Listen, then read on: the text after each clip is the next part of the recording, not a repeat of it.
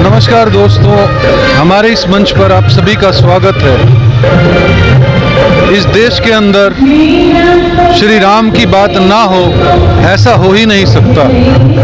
हमारे तो इस देश के कल्चर के अंदर जहाँ भी कोई व्यक्ति मिल जाए वहीं पर राम राम बोलने की प्रथा सदियों से चली आ रही है। आज मैं पहुंचा हूं करनाल के श्रद्धानंद अनाथालय में, जहां पर श्री राम जी की कथा चल रही है। श्री राम महोत्सव मनाया जा रहा है। आज 10 तारीख से लेकर जो कि 16 तारीख तक चलने वाला है, जिसके अंदर मशहूर कथावाचक विदुषी बहन अंजलि जी, जो कि राष्ट्रीय प्रवक्ता है, पूरे देश के अंदर घूम घूम कर श्री राम जी का प्रचार करती हैं, श्री राम कथा करती हैं। आइए देखते हैं कि किस तरह से वो श्री राम जी की कथा को कहती हैं। और बड़ा मनोरम दृश्य है दोस्तों, वीडियो को शेयर जरूर करते रहिए।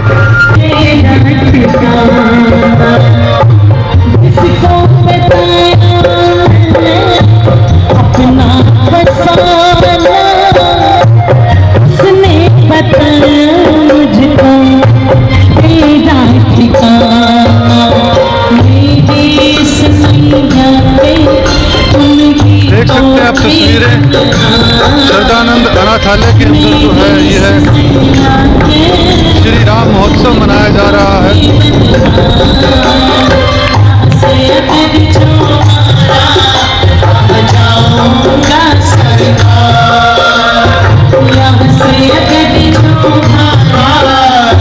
बहन अंजलि, जो कि राष्ट्रीय कथावाचक है, वो यहाँ पर पहुंची है।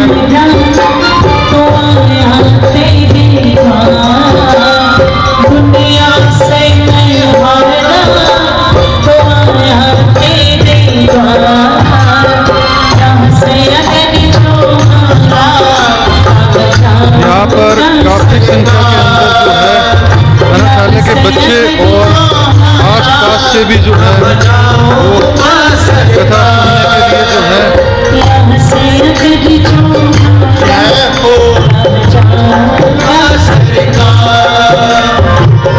सुनने के लिए जो है देख सकते हैं। श्री राम महोत्सव में आश्रम के बच्चे जो हैं वो यहाँ पर कथा सुनते हुए, भजन सुनते हुए, और श्रद्धानंद अनाथालय की मैनेजमेंट का ये प्रयास है कि श्री राम की कथा ही नहीं, उनका जो जीवन है वो बच्चों के बीच में उतर पाए। जो भी सुनने वाले हैं उनके बीच में जो है वो श्री राम जी का जीवन जो है उतर पाए। किस तरह से सीता जी ने अपने जीवन के अंदर त्याग किया, किस तरह से माँ ने त्याग किया, किस तरह से पिता ने त्याग किया, ये आप लाइव तस्वीरें देख रहे हैं श्रद्धानंद अनाथालय से।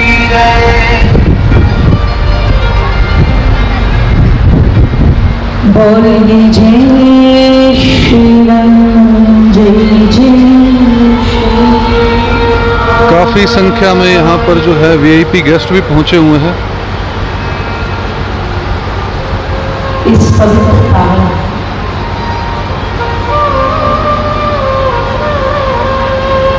कार्यक्रम में धन्यवाद करती हूँ हृदय से कि इस भीषण गर्मी में विगत 1 महीने से निरंतर आपने करनाल का कोई ऐसा कोना नहीं छोड़ा, करनाल के आसपास का कोई ऐसा गांव नहीं छोड़ा, कोई कस्बा नहीं छोड़ा, जहां पर इस कार्यक्रम के पत्रकों को पहुंचाने के लिए आप न हो। मुझे ऐसा लग रहा है कि शायद घर में जो विवाह शादियां हुई होंगी, हमारे प्रधान जी ने और प्रबंधक जी ने, मंत्री जी ने इतनी मेहनत शायद शादियों में भी ना की हो, इतने निमंत्रण विवाह शादियों में भी नहीं पहुंचाए होंगे जितने निमंत्रण इस भव्य श्री राम कथा के लिए घर घर पहुंचाए हैं करनाल के मतलब इनके तप में कोई कमी नहीं है, इनकी श्रद्धा में कोई कमी नहीं है, इनके समर्पण में कोई कमी नहीं है। पर कह दो, इनका तप, इनकी श्रद्धा, इनका समर्पण ये तभी फलीभूत होगा जब आप सबका सहयोग प्राप्त होगा।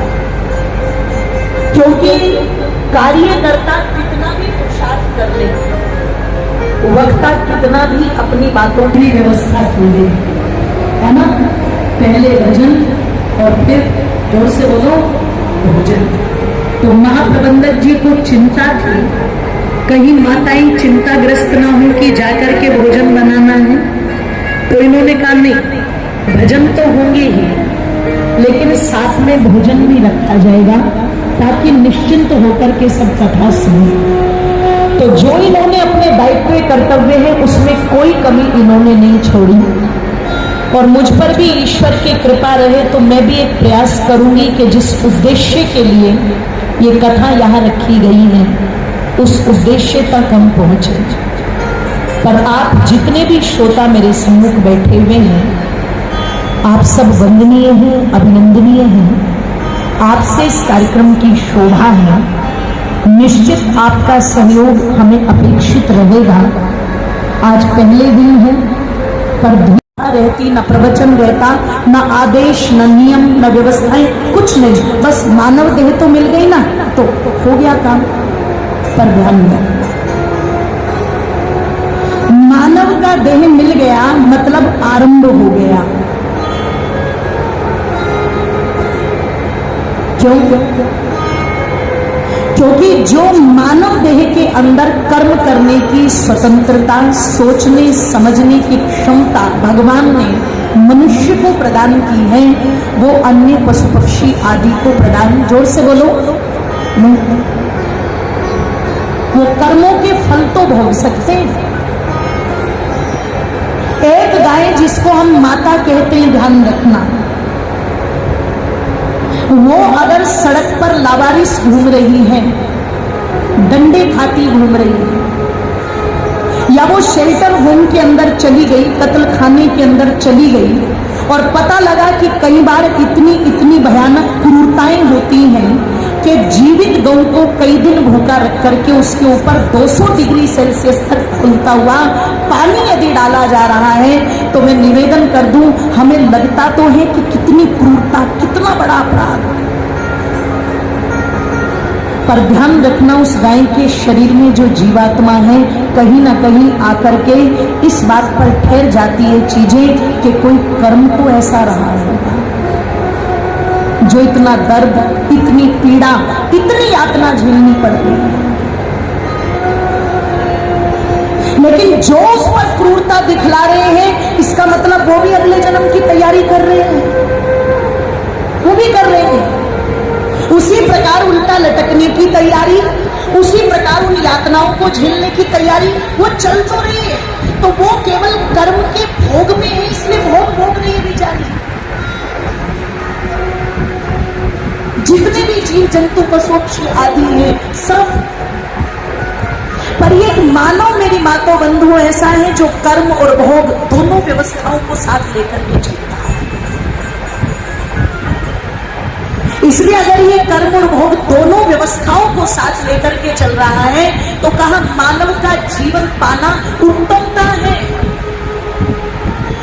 पर ओ मेरे मातो बंधुओं, ध्यान रखना, अगर मानव जीवन को पाकर के भी शरीर मानव का मिल गया पर आपके व्यवहार में मानवता नहीं है, आपके आचरण में मानवता नहीं है, आप जो वाणी से शब्द बोल रहे हैं आपके शब्दों में पशुता झलक रही है, मानवता नहीं झलक रही है। आप जो आचरण, आप जो व्यवहार अपने शरीर से कर रहे हैं, यदि उस व्यवहार में, उस आचरण में, उस कर्म में पशुता है, वेहशीपना है, तो आप मानव कहलाने के अधिकारी, जोर से बोलो, नहीं है। इसलिए मानव शरीर को पा लेना अंतिम उद्देश्य नहीं है। इस शरीर को पा करके इस शरीर में दिव्य कर्मों को करना ये उद्देश्य है। इस मानव शरीर को पाकर के ओ मेरी मातो बंधुओं, उस ईश्वर की आज्ञा का पालन करना ये परम उद्देश्य है। अच्छा, जब ताली बजाना है तो सलाह कर लेना कि बजाने का है और सारे बजाना, 2-4 चटर पटर बेबे सारे बजाओ। अब लग रहा है कि ताली बजाना, उत्साह दिखना चाहिए। बोलिए सच्चे सनातन वैदिक धर्म की। तो कुछ तो बात होगी कि हमें अपनी 5 पीढ़ी 6 पीढ़ी पहले कौन पैदा हुआ हमें मतलब नहीं, पर हमें जो लाखों वर्ष पहले पैदा हुए उनसे हम इतने जुड़ाव महसूस करते हैं, इतना जुड़ाव महसूस करते हैं कि अपने घर में अपना चित्र लगाए या न लगाए, पर श्री राम जी का चित्र जोर से बोलो हम अपने घर में अपना चित्र लगाए या न लगाए, पर भगवान कृष्ण का चित्र बोलो। ऐसा कोई बैठा है क्या जिनके घर में ये चित्र ना हो? मुझे नहीं लगता, सबके घर में। अच्छा, केवल चित्र सुंदर है इसलिए तो नहीं लगा रहे ना। राम जी का शरीर बहुत सुंदर रहा होगा, भगवान कृष्ण का शरीर बहुत सुंदर रहा होगा, इसलिए तो नहीं लगा रहे ना। उनका चरित्र बहुत सुंदर रहा है, उनका आचरण बहुत सुंदर रहा है, उनका व्यवहार बहुत सुंदर रहा है, इसलिए उस चरित्र को पूजनीय मान करके उस चित्र को आप अपने घर में रखें। और बस ये जो कथा है ये उसी चरित्र की कथा है। हमें इस कथा में उसी चरित्र की तरफ बढ़ना है। और मेरी माताओं बंधुओं, चरित्र की तरफ क्यों बढ़ना है? वो इसलिए कि भगवान श्री राम और भगवान श्री कृष्ण, ये जितने भी महापुरुष हैं, ये आर्य संस्कृति के प्रेरणा स्रोत हैं। हो सकता है कुछ लोगों को लगे कि इनका आर्य के साथ में क्या लेना देना। मैं कह दूं आप लोगों के सामने, इनका पूरा लेना देना ही इस शब्द के साथ है। और कितना लेना देना है तो हम ये प्रमाण पूर्वक व्याख्या करेंगे। अभी तो मैं कितना, ये कथा ही चरित्र की कथा है। क्यों? निवेदन कर दो बंधुओं, आप लोगों के मध्य में पता लगा भगवान श्री रामचंद्र जी जिनके विषय में जब हम पढ़ते हैं महर्षि वाल्मीकि जी को, तो उनकी एक गौरवमयी वंशावली हमें वहां पर मिलती है। सतयुग से लेकर के स्वयं मनु जिन्होंने अयोध्या नगरी को बसाया, और कहते हैं वो अयोध्या नगरी जो 12 योजन तो चौड़ी थी माताओं, 3 योजन लंबी थी।